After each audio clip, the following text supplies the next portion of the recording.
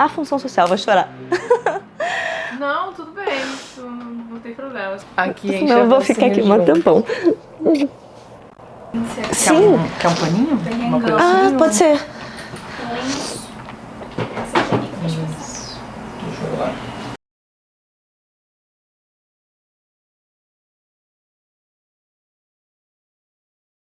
Eu já vou perguntar uma coisa chata, básica, que eu odeio quando me perguntam isso, tá? Conta pra mim, quem é a Dara? Então, a Dara é dançarina stripper, é feminista e eu ainda não tô buscando vingança, busco igualdade. Eu diria que eu sou uma cientista do sensual, então eu estudo isso quase que 100% do tempo e pensando em formas de relacionamentos, né? Tanto na minha vida quanto das pessoas, como que as coisas em sociedade funcionam, então sou um ser muito pensante, além de exercer a função social de dançarina stripper. Quando você teve esse primeiro contato? Com a dança? Com a dança e logo depois como stripper, assim. Acho que tudo começou em 2009, aí lá vai a história, né? Então senta, porque... Em 2009, uma amiga foi na minha casa, estava pintando o cabelo, ela, pô, olha esse vídeo aqui. E era um vídeo de polidense de umas mulheres muito mais velhas do que eu era jovem adaritia. As meninas fazendo polidense, assim, com 30 anos, assim, também 35 e tal, com uma abertura incrível de pernas, de coluna, uma coisa toda. Eu falei, cara, eu quero fazer isso, né? E aí você pensa, pô, mas isso aqui é uma dança de puta, né? De prostituta, com certeza. E, pô, onde é que eu vou achar uma puta mestra que saiba ensinar isso, que tem esse conhecimento todo? E aí, não achei. Porque eu achei que ia procurar isso no puteiro, não foi.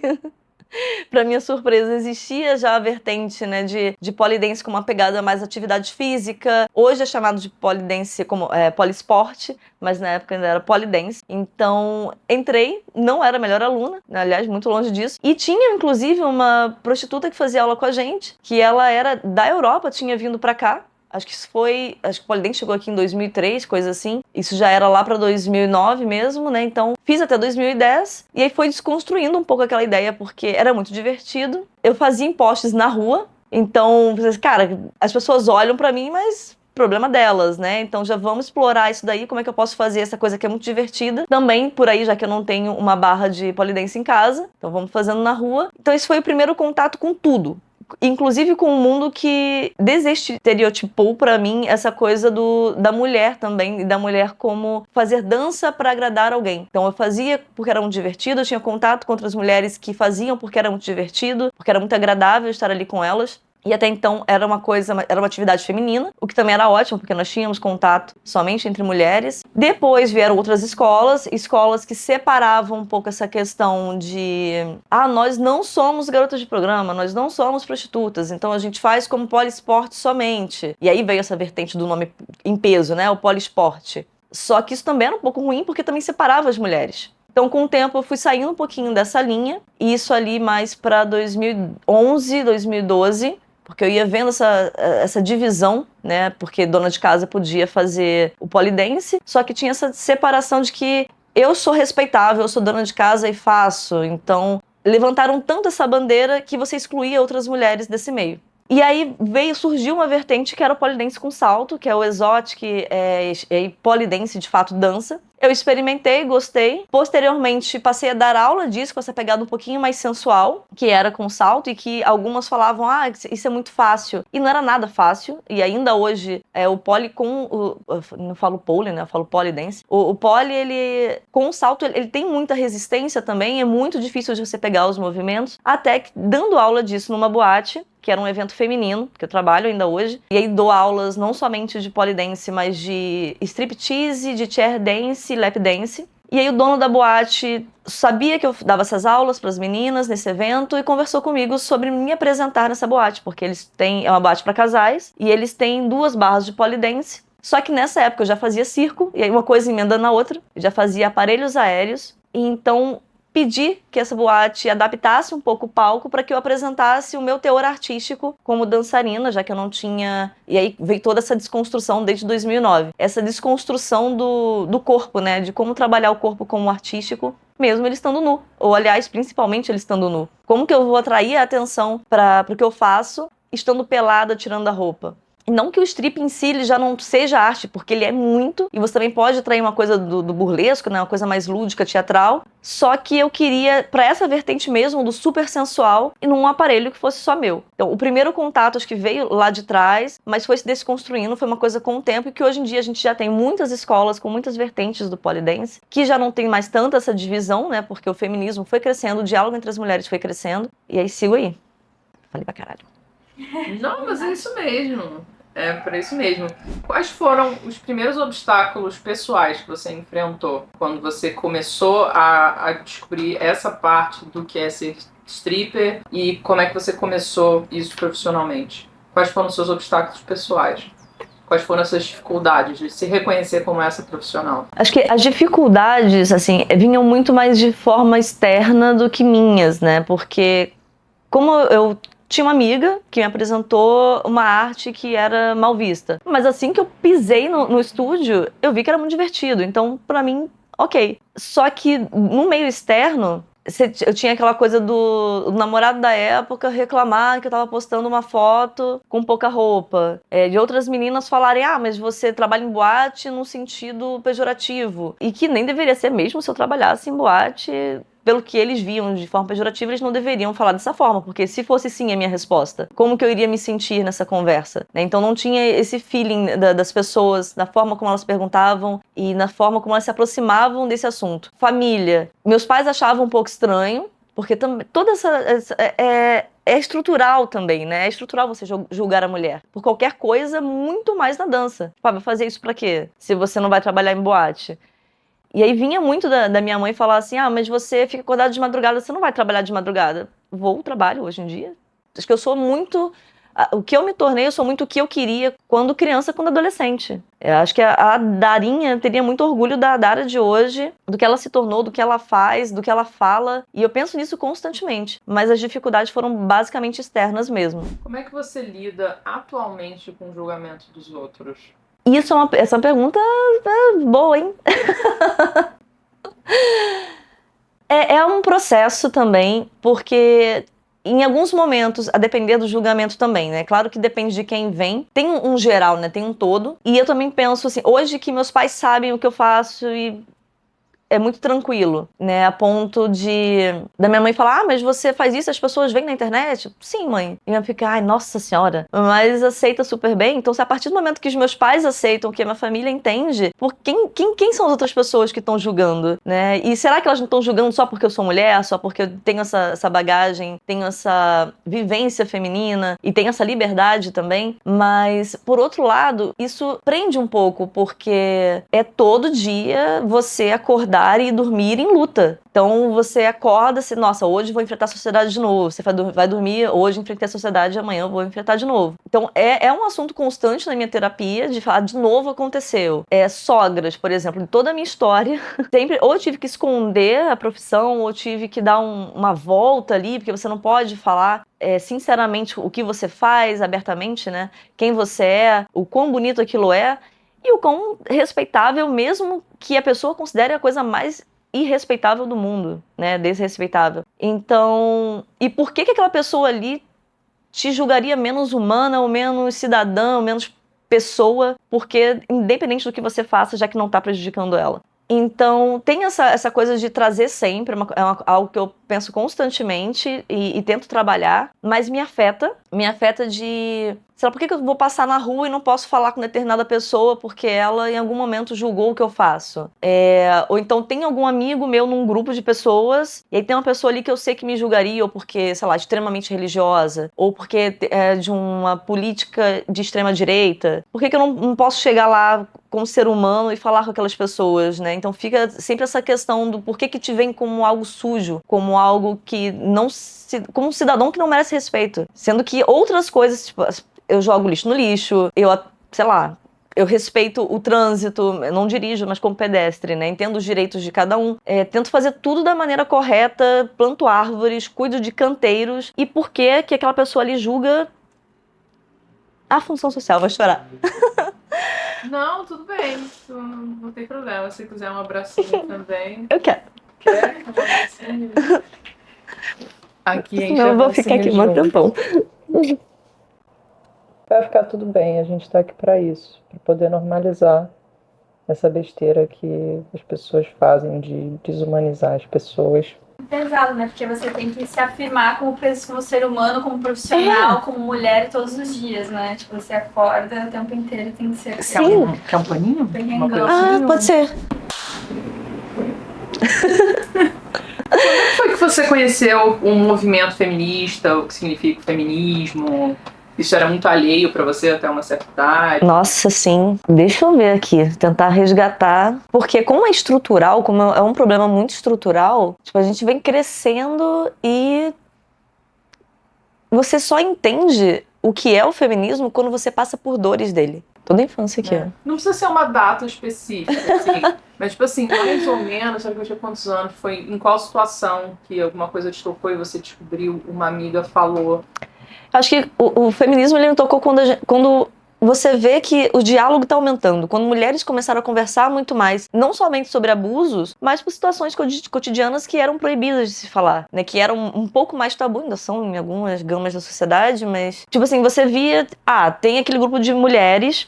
E você tem outro grupo de mulheres que tem sempre uma menina que fala um pouco mais, que fala de tudo e que faz tudo, que ela é muito livre e aquilo ali começa a te atrair de alguma forma. Então, ali do ensino médio pra cá, isso já foi uma desconstrução, mas quando você vai passando pelas vivências de ser mulher, deixa eu ver como é que eu vou formular isso, porque não só nas questões de abuso muito clássicas, né, que a gente pega sempre o abuso corporal, o abuso físico, mas também nas coisas de quando o homem grita com uma mulher, quando ele invade o local de fala ou só interrompe mesmo um discurso, uma explicação, quando você vê pessoas tomando o seu lugar de direito e você começa a entender, não, mas não tem por que ela fazer isso. Mas por que aquele comportamento? Por que aqueles homens não me querem naquela roda de conversa? Por que nos esportes... Por que quando eu resolvi fazer taekwondo, porque eu queria ser uma Power Ranger, e por que meus pais não queriam que eu fizesse? Por que quando uma menina, uma conhecida fazia comigo e ela saiu, meus pais me tiraram da aula também? Porque não me queriam fazer numa turma só de meninos. Porque achavam... Por que os meninos da turma às vezes tinham umas piadinhas que eu não podia ter conhecimento, não podia participar? Então esse distanciamento começa a te levantar questionamentos e você começa a buscar sobre, né?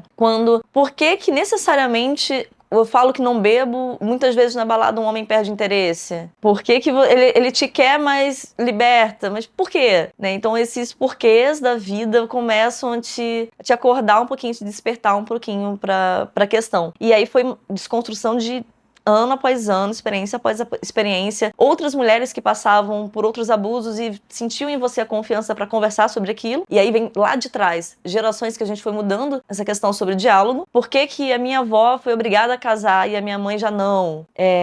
As aulas de história vão ajudando muito. Por isso que é muito importante essa representatividade, esse contexto histórico nas aulas e também sobre outras questões sociais, né? Mas é uma coisa muito de você, como eu falei, eu sou um ser pensante, então você tem contato com aquela coisa e começa a tentar desvendar o que está acontecendo, por que você não é tratada como igual. Quais são as suas angústias atuais como uma profissional mulher autônoma, no sentido de renda?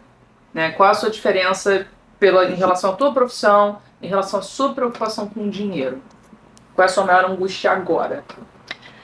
Acho que a minha maior angústia é a desvalorização no sentido de que o mercado, eu tenho um canal no YouTube pra falar sobre essas questões, né? Tipo, gente, tem uma profissão aqui, isso aqui é arte, é artístico, então tem que ser valorizado. Mas a gente já vem de um buraco muito grande que a arte no Brasil, ela não é nada valorizada. Então você vem de... O artista de rua, ele não é valorizado, mas se ele tem um espaço, ele também não é. Porque as pessoas vão nesse espaço, assim, então aquele projeto que tá nesse espaço, nesse teatro, ganhou um edital, então eles têm a verba do edital, eu posso pagar R$10 a entrada. Eu não vou pagar 30, 40, como eu pago no cinema, que é uma super mega produção, entendemos? Mas você no teatro, R$15 é dolorido pra pessoa, é dolorido pro público.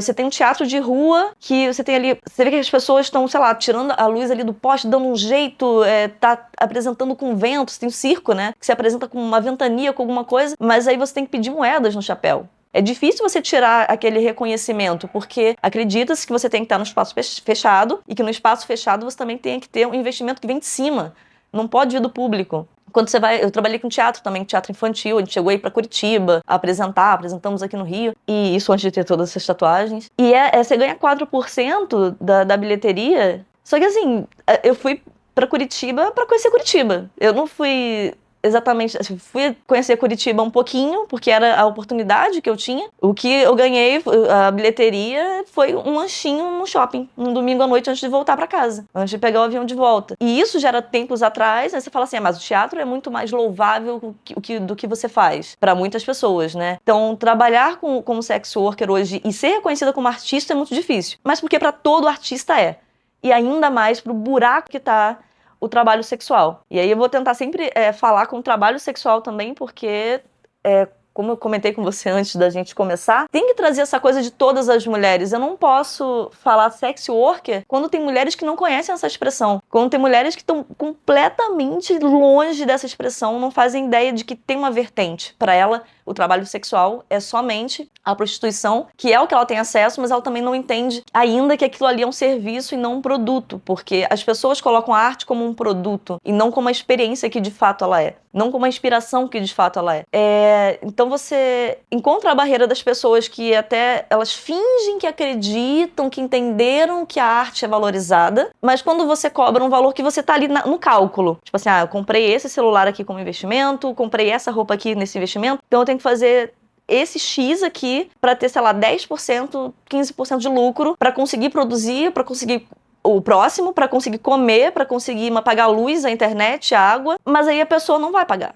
E ela não vai pagar se for mesmo o valor de um lanche num BK da vida, num fast food. Então, você encontra com essas barreiras das pessoas que falam, não entendo, super respeito o seu trabalho, admiro muito o seu trabalho, mas o melhor reconhecimento que você pode me dar no meu trabalho é o reconhecimento financeiro. É você bancar isso como público, é você saber ser público. O aplauso é legal, ele é incrível, mas ele tem que vir como reconhecimento financeiro, porque senão eu vou deixar de ser artista amanhã. Eu não vou conseguir me manter. E os novos que estão chegando não vão conseguir começar. E aí você mantém também a arte num setor de elite que fica impossível de alcançar.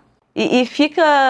E aí realmente a arte continua pertencendo a essa elite, e quando você vai ver, você acaba cercando as pessoas de outras formas, porque assim, você coloca somente essa arte em contato com esse público maior quando vai pra TV, e a dublagem é incrível, o setor de dublagem é incrível também, mas aí você também tira a opção de algumas pessoas, de uma gama muito grande de pessoas, de ter contato com outro idioma, se elas quiserem. Então você começa a cercar aquelas pessoas que estão ali, mantendo elas cada vez mais fora, mais na periferia da sociedade. Então, acho que a maior barreira é o público. É o reconhecimento do público, principalmente financeiro mesmo, que... Nossa, é quase impossível. Vou voltar um pouco e perguntar. Faz uma diferenciação para mim, até porque eu também não sei, das diferenças de termos. Termos para falar sobre o seu trabalho, o que é sex worker, quais são as divisões, porque a pessoa que está assistindo também não vai saber. Excelente ponto.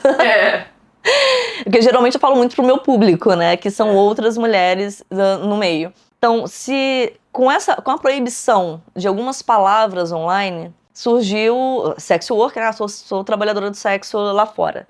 Só que tem muita essa influência das meninas lá de fora, das meninas que começaram com o OnlyFans. Então, já pega daí, o OnlyFans, né? É somente para fãs, mas você fica... Começamos a usar siglas, né? O OF. Então, eu sou sex worker, SW, que não é Star Wars, porque no início todo mundo olhava, que é isso? Então... Você pega as trabalhadoras do sexo, os profissionais do sexo, e você tem todas, tipo assim, mas você é dançarina, então você não é sex worker, né? Você não é uma profissional do sexo. Eu sou, porque a sex worker, ela tem diversas vertentes. E aí você pega a prostituta, você pega a acompanhante, que é diferente das que só se prostitui, né? Ela não somente faz o programa, mas ela também acompanha em outras situações sociais. Então você tem a dançarina stripper, você tem a sexóloga também, ela entra ali nas trabalhadoras do sexo, de alguma forma, porque ela trabalha com erotismo. Você tem a atriz pornô, você tem a produtora de pornô independente. Atualmente, qual é o termo que você usa para o seu trabalho? Por quê? E como é que você explica isso para as pessoas? Então, eu adoro usar o termo profissional do sexo / stripper.